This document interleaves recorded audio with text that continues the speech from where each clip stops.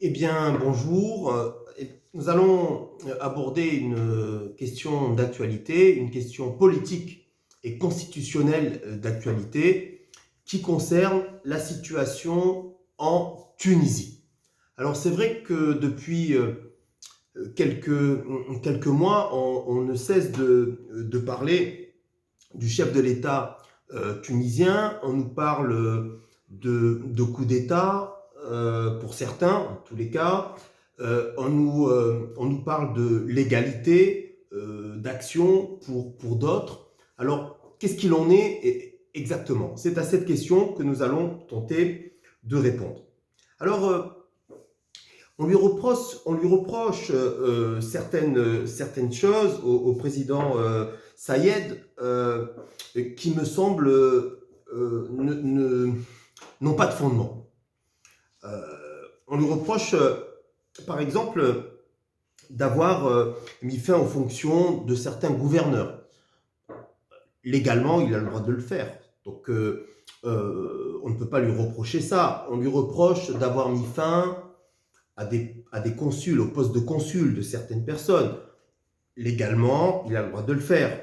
Donc on ne peut pas lui reprocher. Il a mis fin à certaines fonctions de personnes de la haute administration tunisienne. Cela rentre dans ses prérogatives euh, également. Il y a certaines choses, certaines actions que l'on ne peut lui reprocher.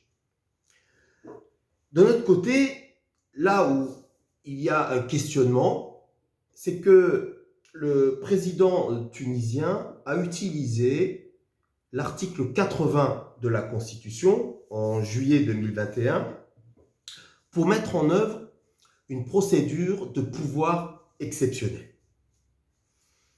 Alors, très rapidement, cet article 80, qu'est-ce qu'il dit? Il dit qu'en cas de menace contre la nation, en cas d'atteinte à l'indépendance, d'atteinte à la sécurité du pays, qui bloque les institutions, le chef de l'État a la possibilité de prendre les mesures nécessaires pour rétablir la situation.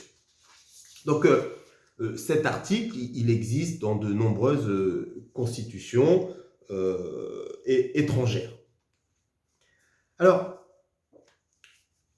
et c'est sur la base de l'article 80 qu'il a pris un décret en septembre, le 22 septembre 2021, pour donner une réalité, si vous voulez, à ces mesures. Et lorsque l'on regarde ce décret, qui est très important, on peut faire plusieurs critiques et on va constater que le chef de l'État s'est écarté de la légalité constitutionnelle. Alors pourquoi exactement? En fait, normalement, si on regarde l'article 80, le chef de l'État aurait dû consulter le chef de gouvernement, il aurait dû consulter le président de l'Assemblée,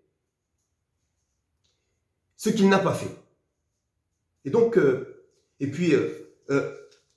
il n'a pas fait, et puis cela se voit directement dans la rédaction du décret, puisque dans la rédaction du décret, généralement, d'un décret, notamment qui porte sur les mesures exceptionnelles, le décret doit viser que le chef de l'État a bien respecté la procédure définie par le texte constitutionnel.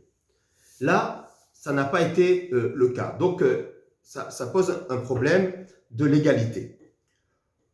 Ensuite, le chef de l'État, pour déclencher cet article 80, voilà ce qu'il dit. Il dit que l'Assemblée, la souveraineté appartient au peuple, et dès lors que les représentants du peuple dysfonctionnent, qu'il y a un mauvais fonctionnement du Parlement, eh bien, dans ce cas-là, il revient au chef de l'État, il reviendrait au chef de l'État d'assurer ce renouvellement, hein, de souveraineté. Et donc, il aurait pu le faire autrement, en fait. Il aurait pu dissoudre, par exemple, le Parlement et puis demander de nouvelles élections. Il aurait pu faire ça. Il ne l'a pas fait. Il a fait le choix de déclencher cet article 80. Il met en avant que l'Assemblée a été entravée, mais il n'explique pas pourquoi cette Assemblée a été entravée. Hein, il met en avant que la sécurité du pays est menacée, mais il n'explique pas pourquoi la sécurité du pays est menacée. Et donc vous voyez, il y a quand même un pouvoir assez discrétionnaire qui s'échappe en fait, hein, qui a pris ses distances avec la Constitution. D'autre part, qu'est-ce qu'il fait? Il dissout l'Assemblée des représentants du peuple, alors même que l'article 80 de la Constitution précise bien que pendant l'utilisation des pouvoirs exceptionnels, eh bien, il ne peut y avoir de dissolution. Alors, lui, il dit, non, mais je n'ai pas dissous, je l'ai suspendu. Ben, quoi qu'il en soit, c'est qu'elle ne siège pas. Les députés ne siègent plus. Hein. Donc, ça pose là aussi un véritable problème. Et alors, dans ce texte constitutionnel, dans ce décret, on constate que le chef de l'État met en place finalement une mini-constitution, si on peut appeler ça comme ça, parce que si on regarde le chapitre 2 de ce décret présidentiel, on a des articles qui expliquent l'organisation du pouvoir dans l'avenir. On a un chef de l'État dans la toute-puissance, puisque ce chef de l'État intervient dans le domaine de la loi à travers des décrets-lois, et le décret précise que ces décrets-lois ne peuvent pas faire l'objet de recours. Donc ça pose un véritable problème. On constate également que ce chef de l'État détermine la politique de la nation, et le gouvernement, lui, son simple rôle est de veiller à ce que les directives du chef de l'État soient bien appliquées. Alors, vous voyez, on n'a pas de Parlement, puisqu'il est suspendu, alors même qu'il devrait ne pas être suspendu, mais se réunir de plein droit. Et les députés ne perçoivent plus leur traitement, en fait, hein, leur indemnité. Et il y a une chose aussi qu'il faut noter, c'est que ce décret vient suspendre la Cour constitutionnelle. Et donc, la Cour constitutionnelle ne peut plus intervenir pour juger si les mesures prises par le chef de l'État sont conformes ou pas à la Constitution.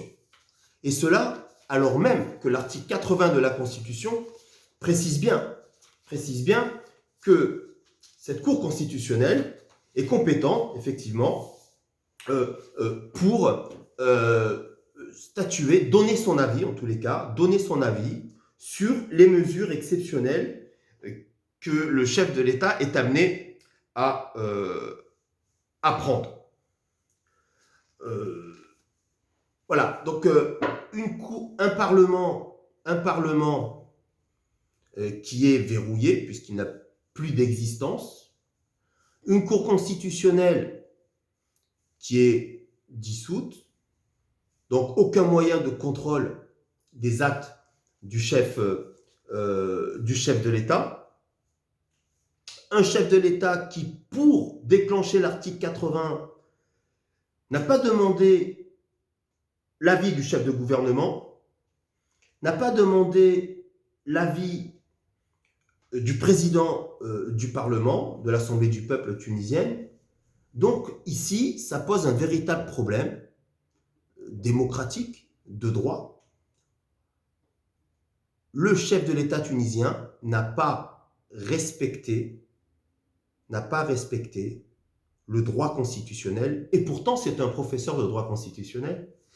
Alors aujourd'hui, il a nommé une Premier ministre, en fait, qui est une collègue, c'est une collègue à lui, hein, qui est une universitaire. Et donc, bon, on peut douter de l'autorité que va avoir le Premier ministre, en fait, dans l'architecture. Finalement, on a un président de la République tunisien, un président tunisien de la République qui est dans la toute-puissance, en fait. Alors, dans ses dernières déclarations, il précise effectivement que le régime d'exception ne va pas durer, mais il ne donne pas de date exactement. Il précise qu'il y a un calendrier qui va être mis en place, mais le calendrier pour l'instant n'a pas été posé. Alors à quoi on peut s'attendre pour l'avenir? Eh bien, soit il va proposer une nouvelle organisation des pouvoirs publics et peut-être proposer ce texte au référendum, et sûrement il va le proposer au référendum, soit adopter une nouvelle réglementation, législation qui permettrait un retour au bon fonctionnement, selon lui, des institutions. Bon. Quoi qu'il en soit, ou encore, on peut très bien imaginer que cet état d'exception perdure dans le temps, mais cette option est peu probable, en fait, parce que le chef de l'État tunisien a eu des pressions de la part des Américains, de la part de l'Union européenne, pour revenir dans le droit commun. Donc, on peut penser qu'il va accélérer la détermination d'un calendrier pour élaborer un nouveau texte constitutionnel et le proposer au référendum, avec une problématique sous-jacente, c'est le risque, en fait, qui est des troubles à l'ordre public, de grandes manifestations, et donc son intérêt est d'aller très vite. C'est ce qu'il fera, je pense. Voilà, j'espère que ça vous a permis d'y comprendre, de comprendre un peu mieux la situation en Tunisie.